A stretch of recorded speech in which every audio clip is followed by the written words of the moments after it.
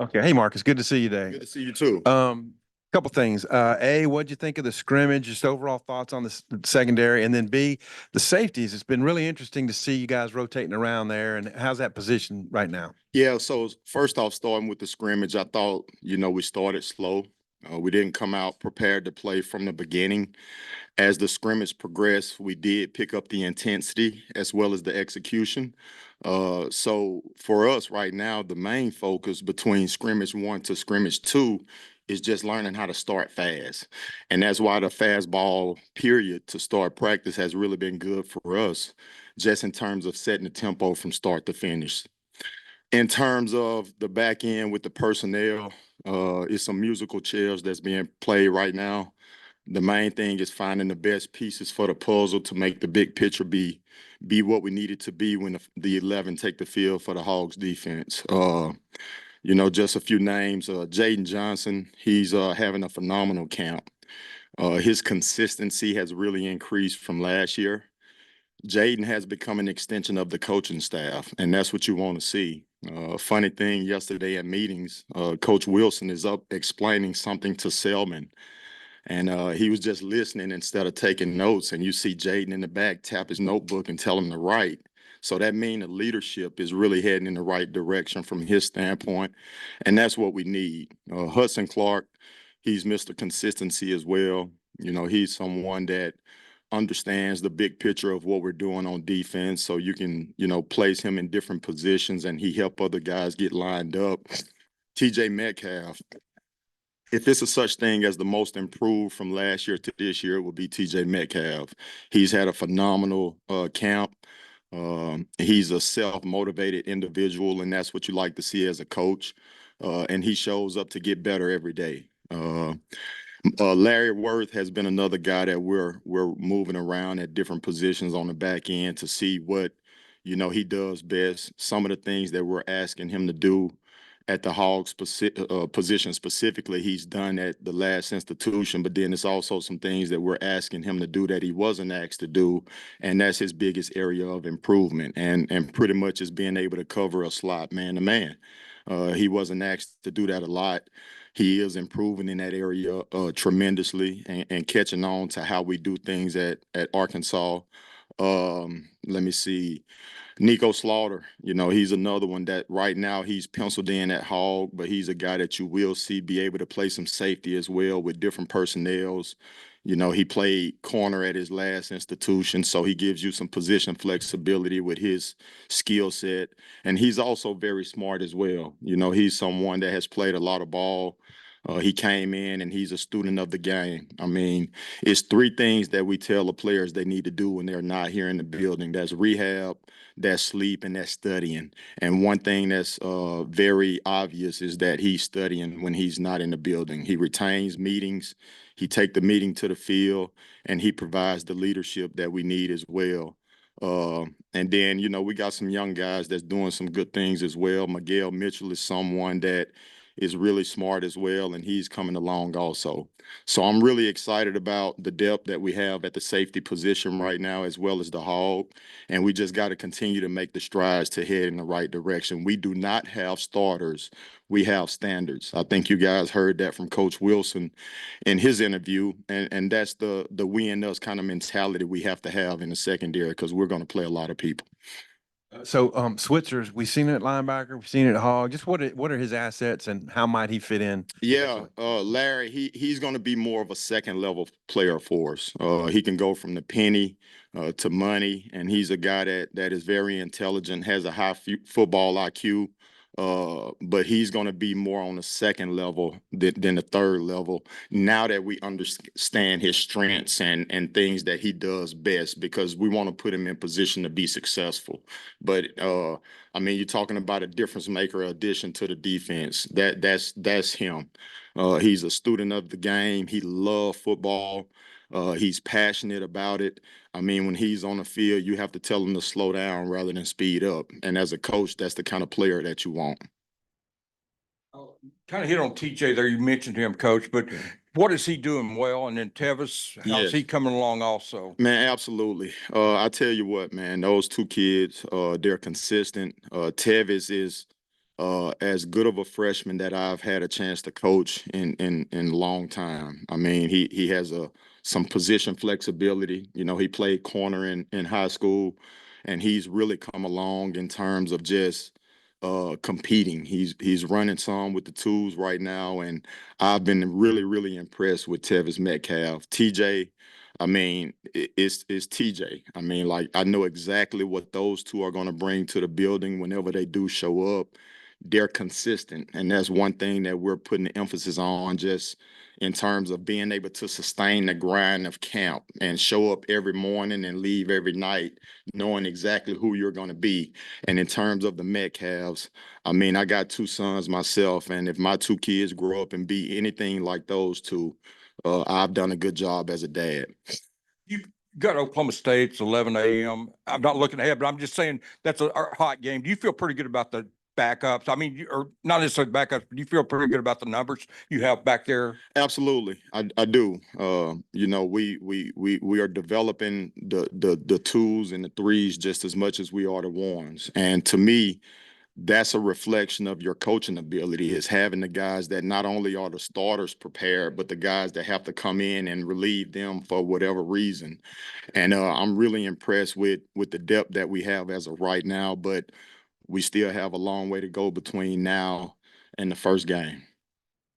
Seems like Jalen's been pretty consistent for you, Braxton. Yes. And I know you say you don't have starter standards, but the other guys, I guess we kind of see Jaheim Singletary, you got Marquise Robinson back today, Right. Keon Stewart. Let's talk about those guys competing and what you're seeing. Well, Jalen, I mean, you know, he's been a little banged up and he's fought through it, you know, so he's demonstrated toughness in terms of, you know, fighting through the dings that he have right now. But he's out there competing, he's getting better. He's leading as well in terms of the young guys, because he's kind of taking Selman Bridges under his wing as well, because this time last year, that was Jalen Braxton. So he's really done a good job in terms of Selman and making some investment from that standpoint. It was good getting Jaheim and Marquise Robinson back today. You know, Jaheim came in today, and from what I saw just from the field, I got to go see film, but I mean, it's like he picked up right where he left off. And, you know, he's really been climbing as well in terms of just improving daily. Then Cuddy, Marquise Robinson, I mean, his energy is contagious to the room, and that's what we needed. He's a high energy guy. He loved football. He loved to compete, and he's done a really good job as well, just in terms of adapting to the culture that we have in the defensive back room. He's a bright-eyed kid, and he's consistent as well. So I'm excited to get him back into the mix of things. Keon, he got to continue to be consistent. You know, that's the challenge for him right now. You know, elite players play at a high level even when they don't feel like it, right? Like, and that's what he needs to continue to improve at. Uh, Nobody body should feel good right now. I've yet to make a tackle and count. I'm a coach, but my body doesn't feel good, right? So if you're out there playing and you're actually tackling and going through the practice competing, your body is going to be dinged up, right? And you got to be able to fight through it. Selman Bridges is another one that the future is bright with him as well. You know, he's a long corner, can run, loves to compete. Got to continue to work on getting him stronger, you know, to be prepared for this conference and everything that he has to face. But we're excited about him. He's someone that's going to have to play as well. So we're excited about the corner group as well. So you talked about Larry, you know, working on like covering slot corners or slot receivers. Yes, sir. When I think of a slot receiver, I think shifty, fast, low to the ground. And Larry, I mean, his testing numbers are outrageous. Absolutely. But he's also 6'4" and long. You know, what are the challenges for him in trying to cover somebody who's, you know, built a lot differently? Yeah, well, the main thing is just utilizing his length to his advantage, you know, being able to get hands on the slot to be able to help with the lack of shiftiness, if you will, that he may have to face from an opposing receiver. But, he understands leverage. We're never going to put him in a position of something that he can't do. So at the end of the day, as long as he understands his leverage within the coverage based on the split of the receiver, and he could utilize his hands here in college that you can't do in the NFL. So we just got to continue to work with him from that standpoint. But the skill set that he has, he won't be a liability in coverage when we do ask him to cover man. We only get to see so much in practice, but we do see some interesting combos on the back end when y'all are in that, the mint formation. What about that up front when they play with the buck? How does that impact you guys on the back end as safeties? Not much. I mean, obviously we have to know when he's in a rush or in coverage based on whatever we're doing from a schematic standpoint. But it kind of balances you out in terms of the second level and being able to just bump certain motions and things of that nature. But it's not a tremendous difference for us. We just got to understand the run fit when run does develop and how we got to fit off of him with what we're asking him to do. And then also just understanding what he has in coverage so we can then overplay to the areas that we need to. I've mentioned Jaden Johnson's growth. Where does that come? Does it come from the spring? Does it come from last year having some really good moments in his first super meaningful? I mean, where do you think that started his growth to where he is now? Yeah, I just think it comes from overall experience that led up into this point. Jaden has done a good job. When you learn a lesson, you have to apply it moving forward. And, if you take a lesson and you apply it moving forward, that's when maturity starts to happen. And, he's a young man that it's unbelievable to hear what he was prior to me getting here and what he has been and what he is as of now since I've been here. I mean, he's a mature kid. He shows up every day to go to work. He's a tough kid as well, mentally and physically. And that's the unique thing, when it comes to toughness, that's one of the characteristics that we have in terms of embracing the hog. And Jaden and I was talking earlier. He's never experienced a 2-a-day practice, right? And we were just talking about how times have changed based on my experience as a player and what they're experiencing now. And toughness is always going to be relevant, but how you create a tough team is unique now compared to what it used to be. And Coach Pitt has done a phenomenal job in terms of putting the players in position to create the toughness. And us as assistant coaches got to continue to put an emphasis on it within our position room. And Jaden, again, he's an extension of the coach to help create the toughness within the room just by the way that he carry himself. So I'm super excited to see what this season has in store for him. From a defensive coach's perspective, what's it like going up against a Bobby Petrino offense every day at practice? Oh, wow. It's competitive for sure. He gives you a lot to prepare for, which is going to, obviously shrink down what it's going to be like on Saturday. So the multiplicity of the scheme offensively that we're seeing, it's only preparing us for what we're going to see on Saturday, regardless of what the opposition is going to do. So I feel like it's nothing that we can see on Saturday that we hadn't seen from Coach Petrino at practice. And we're excited about it. It challenges us as a defensive staff to really prepare. And I'm excited to see what the offense brings to store this upcoming fall for sure. What have been your impressions of the receivers? Are there any guys that in particular give your guys, fits on a daily basis?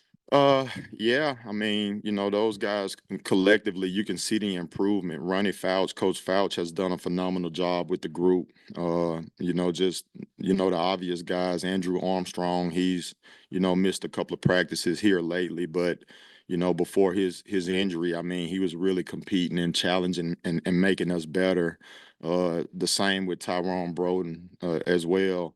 And then now you have the young guys. I mean, C.J. Brown has really been phenomenal. He does a good job. He doesn't look like a freshman from, my seat and what we face at practice. Monty Harrison, he's an older guy, a mature guy that brings a level of physicality to the receiver room that is going to prepare us for seeing that kind of skill set on Saturday. And then you got let me see, what's his name? Pepe is what we call him. number 11. I can't think of his name right now. I'm having a brain fart. Yeah, Jordan Anthony. I mean, his speed and his skill set, he can fly. And I seriously doubt that we'll see a receiver that can run as fast as him. So he's really preparing us in the slot. And but as a whole, just the entire receiver group, it's been a competitive camp thus far, and they're really striving to get us better for sure. You guys made such a leap in terms of pass defense numbers from the year before you're here to last year. Just when you reflect on 2023, maybe what were some of the biggest keys to that room, the secondary taking a step forward? Yeah, good question. So, this time last year, the emphasis was togetherness, right? And just creating that camaraderie and the chemistry amongst the group. That's really important. And I do think that that had a big role into the improvements that we made. However, that wasn't good enough, in terms of the performance that we put on the field last year. So we got to continue to work to get better. We got to we understand each other better as well. It's actually a culture and it's a standard in the room that has been set. And they know myself and Coach Wilson better. We know them better. We understand what they can and can't do better. So we'll be a better staff in terms of putting them in position to be successful. But it's just now the overall culture, the start fast emphasis that we have this camp moving forward, and just that daily improvement. We have a saying in the defensive back room, how you do anything is how you do everything. And those guys have done a great job in terms of being where they supposed to be when they supposed to be there and doing what they supposed to be doing. And I truly feel like that's how you win games. Like winning games is not just what you do on a practice field. It's also what you do when you leave the building and everybody being where they supposed to be when they supposed to be there doing what they supposed to be doing to the best of their ability. And that's the mindset. And so that creates consistency. And I'm just excited about this group and the improvement that we made last year. We got to continue to make those same improvements toward this year as well.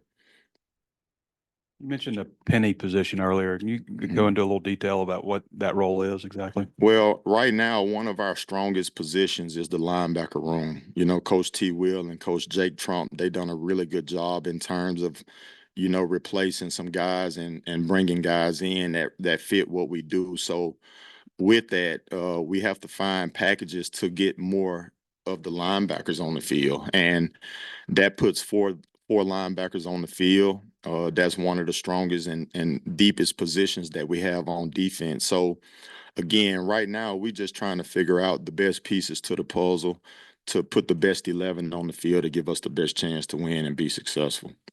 Do that is, I think I saw you guys working that. Is like Spence down closer to the line of scrimmage when you do that? Yeah, but it's musical chairs. I mean, like, you got different guys right now. That may be him, it may not. It's early on, and we still got a lot of time between now and the first game to see, the how can we put the best guys in position to be successful. And Coach T. Will is doing a good job, leading us as a staff to just find the best guys to put in the best position. You talked about Selman quite a bit, but I was wondering, like, with the path that he's on right now, and we saw Jalen Braxton obviously improve to where he was started 6 games for you last year. You see Selman on a path where he can help you guys and play this season? Absolutely. Yeah. With Jaheim and Marquise being down, the time that they were down, it allowed for great opportunity for him to be able to step in and go with some of the best guys on the offense. And he exceeded the expectations that I had within the scrimmage one. And I'm excited to see, the improvement that he make individually between the first scrimmage to the second one. But he's going to play this year, and how much we'll see. It's a long season ahead. If you would have asked me last year at this time, would Jalen Braxton have had to play the role that he played for us last year, I wouldn't have believed it. But he had to step in when some older guys got banged up, and the rest is history. So we just got to have him prepared. And, once you go on that field as one of the 11, you are a starter, right? So we feel like if you're good enough, you're old enough. And that's the expectation. Hey, Coach, kind of a broad question. You talked about the importance of chemistry, togetherness. You also talked about having conversations with Jaden about, playing in different eras. What have you learned in terms of the portal, guys coming and going, about bringing together a room and building chemistry in a new era? Yeah, well, how important the character evaluation is within finding out who the player is, right? It obviously starts with the film, with what we look at to see if he fit from a player's perspective. But then once we contact and do our research in terms of the evaluation, the character part matters, right? There were several guys that we could have brought in from a player's perspective that we thought were good enough. But once we did a character evaluation, we decided to go in a different direction. So I think we did a great job in terms of finding the right fit. And that's really what I learned through the portal, is that you gotta recruit guys that believe in the team, we and us. Football is the ultimate team sport. You're dealing with hundreds of young men as well as staff and administration. So it can't be a I and me type of person. It has to be a we and us. And we brought in guys that are selfless, that's willing to just play whatever role that we need within the team to help us be successful. So again, it's the player, but the person matters just as much. Thank you.